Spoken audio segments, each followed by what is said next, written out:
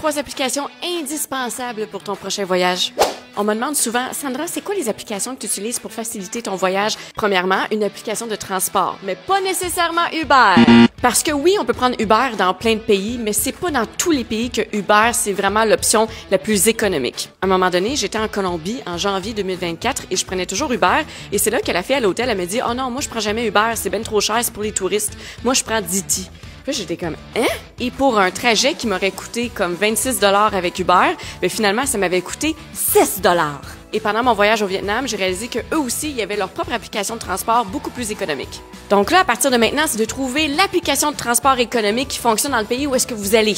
Et pour ce faire, ben, il y a ChatGPT. Si vous écrivez ce prompt dans ChatGPT avec la destination où est-ce que vous allez, ça va vous donner une liste des applications sûres et économiques que vous allez pouvoir utiliser là-bas. Deuxième application, Get Your Guide. C'est une application qui permet de trouver des excursions, peu importe où vous vous trouvez. Et ce qui est cool là-dedans, c'est qu'on peut l'utiliser avant de partir pour savoir à peu près combien on va dépenser en excursion, mais aussi dans le sud pour savoir qu'est-ce qu'il y a à faire à l'extérieur de l'hôtel. Moi, j'adore. Et le dernier, non le moindre, Google Translate. Quand tu vas dans une destination où est-ce que les gens parlent pas beaucoup anglais, comme l'Amérique du Sud, la Turquie ou même le Japon, ben c'est toujours bien d'avoir Google Translation avec soi. Parce que de cette façon-là, on peut traduire en temps réel ce qu'on veut expliquer à la personne et la personne peut parler dans notre téléphone et ça traduit en temps réel ce qu'elle nous dit.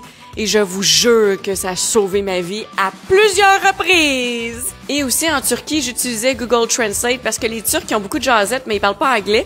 Donc avec Google Translate, on pouvait avoir des conversations.